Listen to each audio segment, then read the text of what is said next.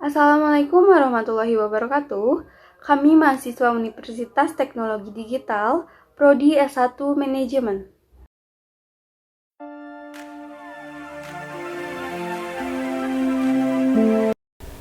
Video ini dibuat untuk menyelesaikan salah satu mata kuliah Manajemen Sumber Daya Manusia, dosen pengampu Bapak Agus Alamsah, SHMM, dengan judul materi Manpower Planning atau Perencanaan Tenaga Kerja.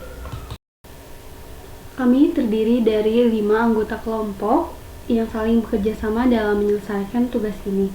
Izinkanlah kami memperkenalkan diri terlebih dahulu. Pertama, saya sendiri Hana Tiara, NPM 101209112.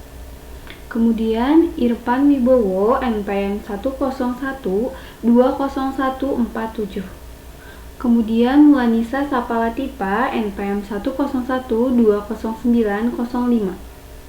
Selanjutnya yaitu Lucy Rahmawati, NPM 101200720. Kemudian Nur Antika Wismasari, NPM 101200009. Perencanaan tenaga kerja yaitu sebuah proses dalam memperkirakan atau merencanakan kebutuhan tenaga kerja atau SDM dalam sebuah organisasi. Langkah-langkah dalam menentukan perencanaan sumber daya manusia. Yang pertama yaitu menentukan tujuan, yang kedua yaitu menentukan kualifikasi dan kompetensi tenaga kerja melalui analisis pekerjaan, yang ketiga yaitu menentukan perakiraan, forecasting kebutuhan tenaga kerja, yang keempat yaitu sumber pasokan tenaga kerja, yang kelima yaitu waktu rekrutmen, yang keenam yaitu pelatihan atau training, yang ketujuh yaitu perkiraan danaan, yang kedelapan yaitu evaluasi.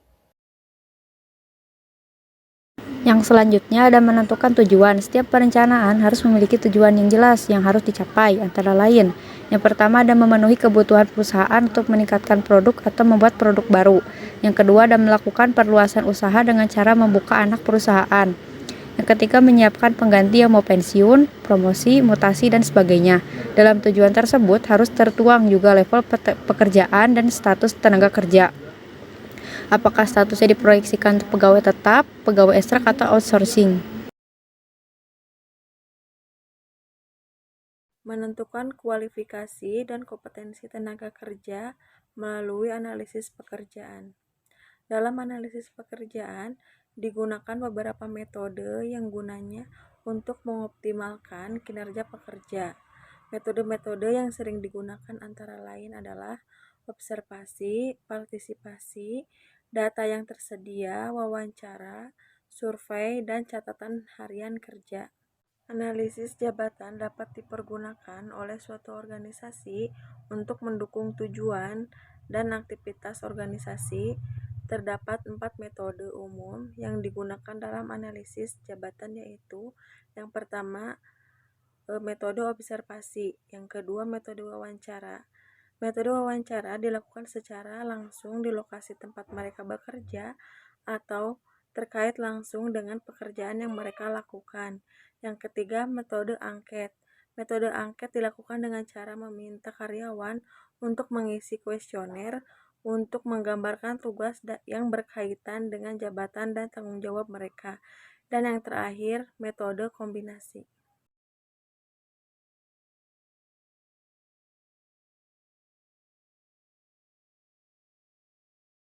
Menentukan perakiraan forecasting kebutuhan tenaga kerja.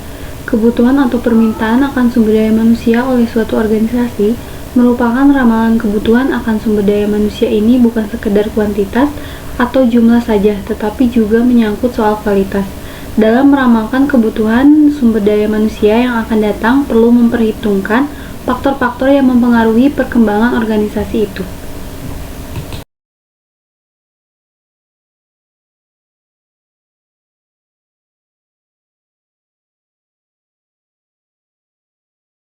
Faktor yang pertama yaitu faktor eksternal.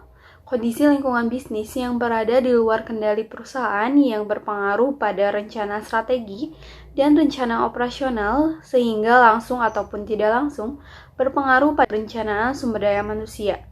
Faktor eksternal tersebut pada dasarnya dapat dikategorikan sebagai sebab atau alasan permintaan sumber daya manusia di lingkungan sebuah organisasi atau perusahaan. Faktor yang pertama, ekonomi nasional dan internasional ataupun global. Kondisi di mana kegiatan pertumbuhan ekonomi dan moneter nasional dan internasional berpengaruh pada kegiatan bisnis pada sebuah perusahaan. Yang kedua yaitu sosial, politik, dan budaya. Kondisi di mana kehidupan masyarakat berbangsa dan bernegara di wilayah tempat beroperasinya sebuah perusahaan ataupun organisasi menjalankan operasionalnya. Yang ketiga yaitu perkembangan ilmu dan teknologi. Perkembangan ilmu dan teknologi akan berpengaruh terhadap kecepatan dan kualitas proses produksi dalam bentuk teknologi dan mendesain produk, meningkatkan efisien kerja, produktivitas dan kualitas produk. Organisasi yang tidak mampu beradaptasi kemajuan dan perkembangan teknologi baru yang canggih dalam melaksanakan pekerjaan akan tertinggal atau tersisihkan dalam kompetensi. Selanjutnya yaitu pasar tenaga kerja dan perusahaan asing. Pasar tenaga kerja adalah area geografi yang memiliki persediaan tenaga kerja yang dibutuhkan atau demand sebuah perusahaan. Dan perusahaan pesaing adalah hal yang harus dipertimbangkan dalam memprediksi kebutuhan sumber daya manusia. Adapun faktor internal untuk menganalisis kebutuhan sumber daya manusia, di mana kondisi persiapan dan kesiapan sumber daya manusia sebuah organisasi ataupun perusahaan dalam melakukan operasional bisnis pada masa sekarang dan untuk mengantisipasi perkembangannya di masa depan. Dengan kata lain, faktor internal adalah alasan permintaan sumber daya manusia yang bersumber dari kekurangan sumber daya manusia di dalam organisasi atau perusahaan melaksanakan bisnisnya, yang menyebabkan diperlukannya jumlah sumber daya manusia. Alasannya berbagai macam. Pertama yaitu faktor strategi dan rencana operasional, yaitu kondisi utama yang menyebabkan atau mempertimbangkan perusahaan untuk memprediksi kebutuhan sumber daya manusia. Yang kedua yaitu faktor prediksi produk dan penjualan. Sebuah perusahaan harus dapat melakukan prediksi produk dan penjualan yang akan dihasilkan dan prediksi pula produk yang akan dipasarkan. Pada dasarnya merupakan prediksi laba yang akan diraih dengan mempergunakan jumlah dan kualitas sumber daya manusia yang sudah dimiliki perusahaan. Kemungkinan meningkat dan menurunnya produk dan pemasaran atau laba perusahaan sangat besar tentunya pada kebutuhan sumber daya manusia. Selanjutnya yaitu faktor pembiayaan sumber daya manusia. Dalam memprediksi kebutuhan sumber daya manusia, sekurang-kurangnya harus dengan kemampuan sebuah organisasi atau perusahaan membayar upah atau gaji tetap sebagai bagian dari pembiayaan sumber daya manusia dari persentase laba yang diraih perusahaan secara berkelanjutan. Selanjutnya yaitu faktor pembukaan bisnis baru. Pengembangan produk baru akan berdampak diperlukannya penambahan sumber daya manusia, karena terjadi penambahan pekerjaan dan bahkan mungkin bertambahnya jabatan baru. Untuk itu perlu dilakukan prediksi kebutuhan sumber daya manusia dalam perencanaan SDM, baik jumlah maupun kualitasnya yang disebabkan oleh pengembangan produk baru di lingkungan sebuah organisasi ataupun perusahaan. Selanjutnya faktor desain organisasi dan desain pekerjaan. Semakin banyak unit kerja dalam struktur organisasi, maka semakin banyak dan semakin bervariasi kualitas permintaan dalam perencanaan sumber daya manusia sebuah organisasi ataupun perusahaan. Selanjutnya, faktor keterbukaan dan keikutsertaan para manajer. Pada dasarnya, faktor ini berkenaan dengan keterbukaan dan kebijakannya manajer puncak, kebijakan tanpa diskriminasi dengan nilai-nilai demokratis, memungkinkan perencanaan sumber daya manusia memprediksi jumlah dan kualitas permintaan sumber daya manusia secara akurat dan objektif. Sumber pasokan tenaga kerja berdasarkan kualifikasi dan kompetensi calon tenaga kerja yang telah ditentukan, maka berikutnya tetapkan rencana pasokan atau penyediaan tenaga kerja yang dibutuhkan, apakah dari suatu atau beberapa lembaga pendidikan misalnya SMA, SMK, universitas atau perguruan tinggi, atau melalui penyedia jasa tenaga kerja dan lembaga diklat atau kursus atau outsourcing. Yang selanjutnya ada faktor yang memengaruhi proses rekrutmen. Yang pertama ada faktor internal. Yang pertama ada kebijakan organisasi sangat menentukan proses rekrutmen karena dipengaruhi oleh yang pertama ada tujuan organisasi, yang kedua kebutuhan organisasi, yang ketiga sumber rekrutmen, yang keempat ada perencanaan tenaga kerja, ada biaya rekrutmen, dan kebijakan pemerintah tentang ketenaga kerjaan. Yang kedua, ada ukuran dan hierarki organisasi. Jika organisasi berencana untuk meningkatkan operasi dan memperluas bisnis, maka manajemen akan memperkerjakan lebih banyak karyawan. Kondisi tersebut mempengaruhi ukuran serta hierarki organisasi, karena hierarki organisasi sangat berpengaruh terhadap pengisian jabatan di berbagai tingkat. Semakin bertingkat hierarki, akan semakin membutuhkan banyak karyawan, begitu pula sebaliknya. Yang ketiga ada alur kerja divisi HR. Alur kerja divisi HR yang efektif membantu dalam perbaiki perputaran tenaga kerja di sebuah organisasi. Alur kerja mereka akan membantu jumlah karyawan yang akan direkrut, termasuk saran tentang penentuan kualifikasi dan keterampilan kandidat yang harus dimiliki oleh perusahaan. Yang selanjutnya ada kecepatan pengambilan keputusan. Cepat atau lambat rekrutmen tergantung pada kecepatan pengambilan keputusan dari user. Umumnya, proses perekrutmen sesuai jadwal yang telah ditentukan oleh perekrut. Namun, situasi tertentu pengambilan keputusan sedikit molor karena beragam pertimbangan dari user maupun negosiasi. Yang kelima ada citra organisasi, yaitu organisasi yang memiliki citra positif di mata masyarakat lebih mudah menarik kandidat terbaik.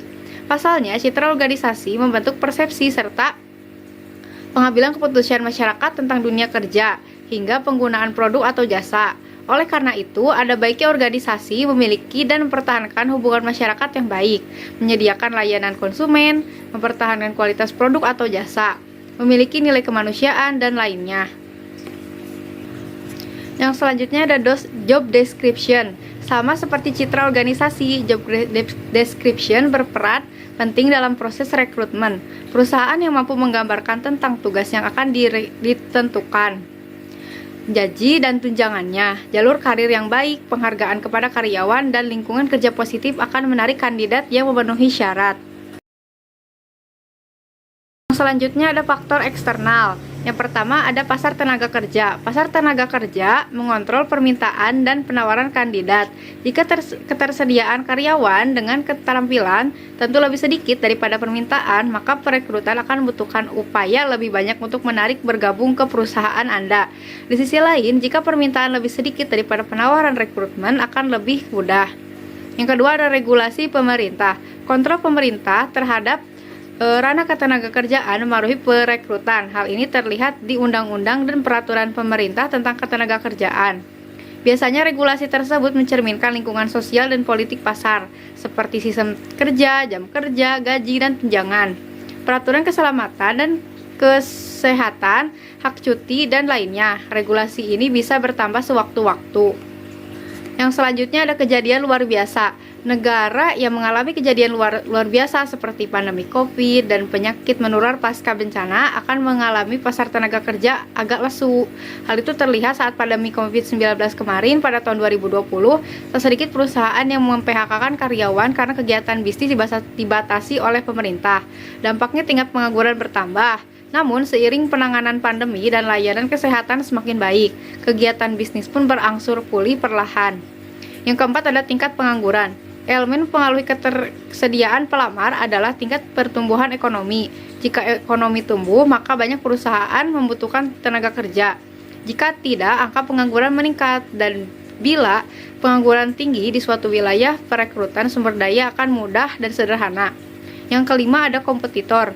Ketika organisasi di industri yang sama bersaing untuk mendapatkan kandidat berkualitas, kemungkinan ada kebutuhan untuk menganalisis kompetitor, misalnya tunjangan yang ditawarkan, penerapan sistem kerja, atau fasilitas karyawan.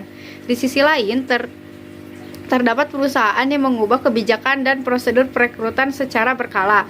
Hal itu mengaruhi ke rekrutmen di perusahaan kompetitor.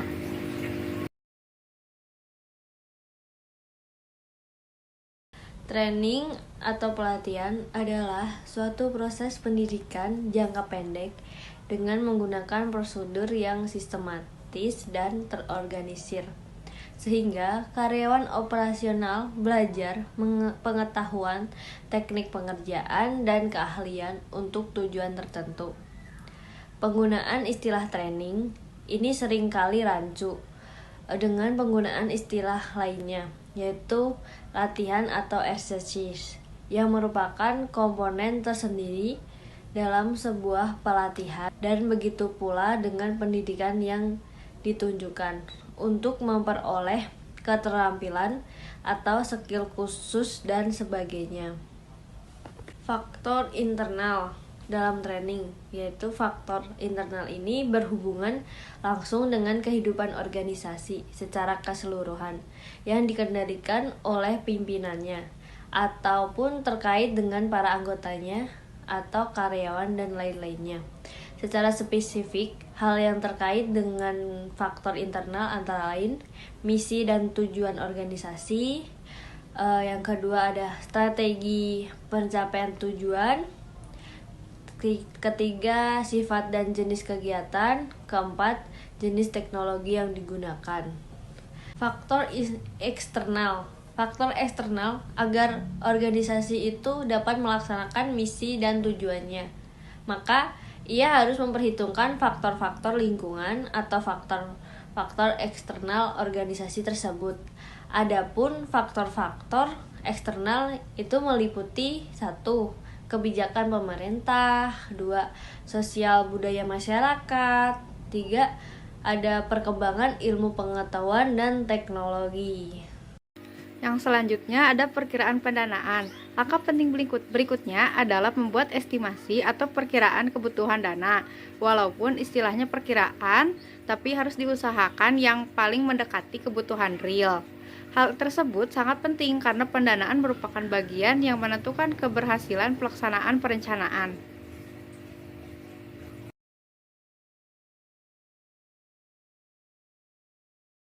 Apa itu evaluasi? Evaluasi adalah sebuah penilaian kinerja seorang karyawan dalam suatu perusahaan. Yang evaluasi itu dinilai dari baiknya seorang karyawan atau buruknya seorang karyawan dalam melakukan tugas dan tanggung jawab di pekerjaan tersebut. Lalu karyawan dievaluasi secara berkala. Misalnya itu seperti setahun sekali atau per 6 bulan sekali gitu ya. Evaluasi mungkin terdiri dari karyawan dan manajer untuk mendiskusikan kekuatan dan kelemahan karyawan. Jadi yang berhak mengevaluasi itu adalah seorang manajer. Dalam mengevaluasi itu ada ada tahapannya gitu. Jadi tidak evaluasi itu bukan kinerja yang baiknya saja. Jadi evaluasi itu terkadang ada yang baik dan buruk ya. Jadi selama evaluasi biasanya manajer itu menawarkan saran untuk perbaikan atau perubahan, baik dari kayak perubahan. Misal evaluasi absen gitu ya. Ada karyawan yang selalu kesiangan atau bahkan telat absen gitu ya ibaratnya. Nah itu biasanya suka dievaluasi gitu ya. Apa gitu ya yang menyebabkan orang tersebut selalu telat absen gitu dalam masuk bekerja ya. Lalu karyawan juga biasanya dapat mencatat kemajuan mereka sendiri gitu ya. Seperti kayak mempunyai penilaian sendiri gitu ya. Jadi dalam evaluasi itu biasanya manajer itu dengan supervisor tuh berdiskusi dahulu gitu ya sebelum mendiskusikan dengan karyawannya. Lalu evaluasi menggunakan formulir evaluasi kinerja. Supervisor biasanya diminta untuk mengisi formulirnya di akhir tahun. Nah, jadi evaluasi itu yang seperti saya bilang, jadi tidak setiap hari dan tidak setiap bulan atau minggu. Jadi biasanya dalam evaluasi sebuah kerja untuk penilaian karyawan itu biasanya per 1 tahun sekali atau 6 bulan sekali gitu ya. Jadi mereka biasanya mengklarifikasikan gitu ya, karyawan di salah satu beberapa kategori seperti ada yang luar biasa mungkin ya, eh, nggak ada evaluasi yang buruk gitu ya. Mungkin biasanya kalau yang luar biasa itu akan ditingkatkan jabatannya atau posisinya gitu ya. Terus yang di atas rata-rata juga sama. Terus yang rata-rata ya masih menengah lah ya, nggak buruk nggak baik gitu ya. Jadi ya masih standar-standar aja. Lalu yang terakhir itu adalah yang di bawah rata-rata yang mungkin jadi bahan pertimbangan gitu ya. Masih ada seperti apa kayak kesempatan gitu ya untuk diberi hmm, diberi kesempatan untuk dia dapat berubah. Nah, lalu yang terakhir itu adalah kategori rendah, di mana kategori ini yang mungkin sudah sulit gitu ya untuk dipertahankan gitu ya karyawan seperti ini. Jadi ya sebisa mungkin dalam bekerja itu ya harus meningkat gitu ya. Tidak buat jangan sampai kayak menurun gitu ya kinerja itu tuh karena dapat mempengaruhi gitu karir kita sendiri dalam sebuah pekerjaan. Jadi alangkah baiknya dalam setiap pekerjaan itu kita harus meningkat gitu ya setiap tahunnya itu. Jadi ya akan lebih baik lagi gitu dari yang sebelumnya gitu ya. Baik, mungkin itu saja yang